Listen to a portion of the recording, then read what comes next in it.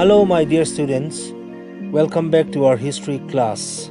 Today let us begin a new lesson, Chapter 10, New Political Formations in the 18th Century. We shall discuss sources for the 18th century, the later Mughals, reasons for the decline of the Mughal Empire, the Rajputs, the Sikhs, Awadh, Hyderabad, Bengal and Mysore. Sources for the 18th century. The 18th century has a large number of archival records which give us information about the political, social and economic conditions. These are the most invaluable sources for reconstructing history. Most of these records are preserved in libraries and museums and are important for studying the administration of the period. The writings of foreign travelers, which are useful for historians in supplementing the information present in the archival records, are also available. The central and the state governments are the main custodians of the records which are preserved in the archives. Records in the form of manuscripts, coins, rare books, curios, copper plates, maps, photographs, etc. are maintained with great care in the state archives and the national archives so that scholars can study them in detail. The later Mughals. Aurangzeb was the last of the powerful Mughal rulers. His successors are known as the later Mughals. After a war of succession, his son Bahadur Shah assumed power in 1707 CE. His reign was too short and he was too incompetent to manage such a vast empire effectively. He was succeeded by Jahandar Shah in 1712 CE. Around this time, the Said brothers, Abdullah Khan and Hussein Ali, who held the posts of the Wazir and the Mir Bakshi respectively, became powerful enough to select a ruler of their choice. They were known as the kingmakers. This shows that the emperor was no longer the supreme authority. The Said brothers removed Jahandar Shah from the throne and made Farrukh Siyar the next Mughal ruler. They effectively controlled the administration as the king was a mere puppet in their hands. When Farrukh Siyar tried to get rid of the Said brothers, they had him murdered. In the same year, they chose Muhammad Shah, a nephew of Bahadur Shah I, 1719 to 48 CE, as the king. He managed to have the powerful brothers killed. However, the constant fighting and instability had taken a toll on the empire. Muhammad Shah was also an ineffective ruler. The invasion of the Afghan ruler Nadir Shah, who sacked and plundered Delhi, sealed the fate of the Mughals. Shah Alam II was the next Mughal ruler. By now, the European powers had also started capturing territories in India. The English East India Company had begun to construct forts at Bombay, Madras and Calcutta. To check their power, Shah Alam II formed an alliance along with the Nawabs of Bengal and Awadh. However, at the Battle of Buxar in 1764 CE, they were defeated by the British. Shah Alam II had to give the British the right to collect the revenue of Bengal, Bihar and Orissa. This was a huge blow to the prestige of the empire. Bahadur Shah Zafar was the last Mughal ruler. He participated in the revolt of 1857 against the British. Hence, he was exiled to Rangoon, where he died in 1862. His sons were killed by the British. Thus, the Mughal Empire, which continued to exist till 1857, was a shadow of its former self, and its authority was no longer recognized across the country. Reasons for the decline of the Mughal Empire. The Mughal Empire began to decline during the reign of Aurangzeb. He did not reflect the same political skills or statesmanship of his predecessors, who had involved various groups in the tasks of governance. The Mughal Empire had also become too large to administer. Aurangzeb's policy of annexation created a lot of pressure in terms of the administration of the empire. Institutions like the Mansabdari system lost their efficiency as the power of the Mansabdars and Subidars grew unchecked.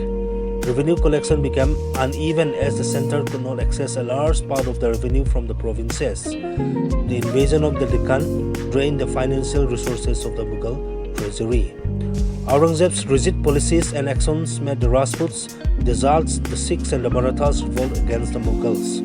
Hence, during the last years of his rule, uprisings by the Jats, constant wars with the Sikhs and peasant rebellions shattered the stability of the Mughal Empire.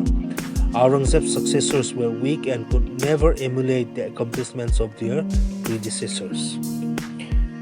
The Rajputs. We have learned earlier that most of the Rajput rulers had accepted the supremacy of the Mughals except the Rana of Mysore. Despite lots of persuasion by the Mughals to accept their supremacy, Rana Pratap Singh of Mysore had refused to do so. After Aurangzeb's death, the Rajputs established themselves as independent rulers. The prominent Rajput rulers in the 18th century was Sawai Jai Singh, the ruler of Amber. He is known for introducing several social reforms. He founded the city of Jaipur in Rajasthan. It was a planned city built on a grid with intersecting roads. Jaipur was known as the Pink City due to large number of pink-colored buildings. Jai Singh was deeply interested in astronomy. He built astronomical observatories in Jaipur, Ujjain, Mathura, Delhi and Benares. These astronomical observatories were commonly known as Jantar Mantar and contained several instruments to study the heavenly bodies. However, the various Rajput kingdoms were prone to internal fightings. The disunity among them weakened their power. The rise of the Marathas led to the complete decline of the Rajput powers. A number of forts were built on hilltops by the Rajput rulers. These grand and huge structures were centers of power and contained palaces, temples, urban centers, trading centers, water harvesting structures and other such buildings. Many water bodies like ponds or talabs, wells or kundis and step wells or baulis were enclosed in the Chittorgarh fort. The Sikh gurus who followed Guru Nanak's teaching had cordial relations with the Mughal emperors, including Akbar. However, the execution of Guru Tegh Bahadur by Aurangzeb in 1675 CE turned the Sikhs completely against the Mughals and ruled out any possibility of peace between the two. The 10th Guru, Guru Gobind Singh, took over the leadership of the Sikh after Guru Tegh Bahadur's execution. He started the Khalsa movement, which organized the Sikhs into a military race. They fought the Mughals as well as the Hindu Rajas of Punjab. However, the Sikhs were defeated by the Mughals and Guru Gobind Singh's son were beheaded. Guru Gobind Singh was later invited to meet Aurangzeb, who was in the Deccan. However, Aurangzeb died before the Guru could meet him. The leadership of the Sikhs now passed on to Banda Bahadur, who fought the Mughals for 8 years. After his death in 1715 CE, the Sikhs organized themselves into 12 mizils or administrative units, each controlling different cities and towns. The invasion of Nadir Shah further weakened the Mughals and helped the Sikhs to extend their influence over Jammu. The Sikhs now emerged as the supreme power in the area. They were united by Maharaja Ranjit Singh in 1801 CE to form a single state. He was a powerful ruler with a formidable army. He managed to keep the British at bay in his lifetime. He also built a strong administration for the Sikh state. Awadh. Awadh was the most important state that emerged after the breakup of the Mughal Empire. It comprised the areas of Lucknow, Kanpur, Benares, Allahabad and some nearby areas. In 1722 CE, Sadat Khan, a Mughal noble, was made the governor of Awadh.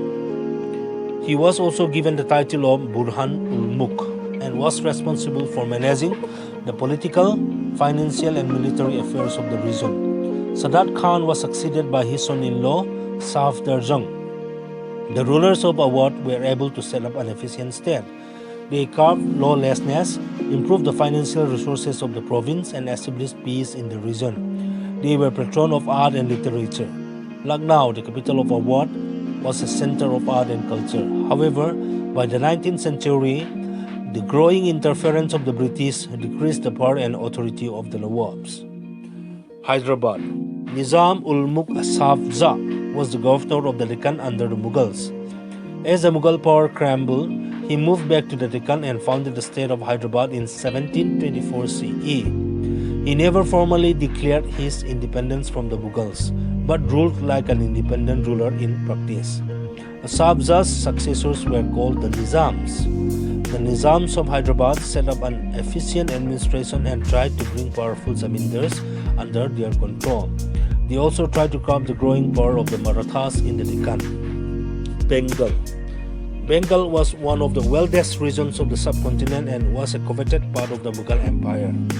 The Nawabs of Bengal were originally governors of the region. They became the de facto rulers as Mughal power declined after the death of Aurangzeb.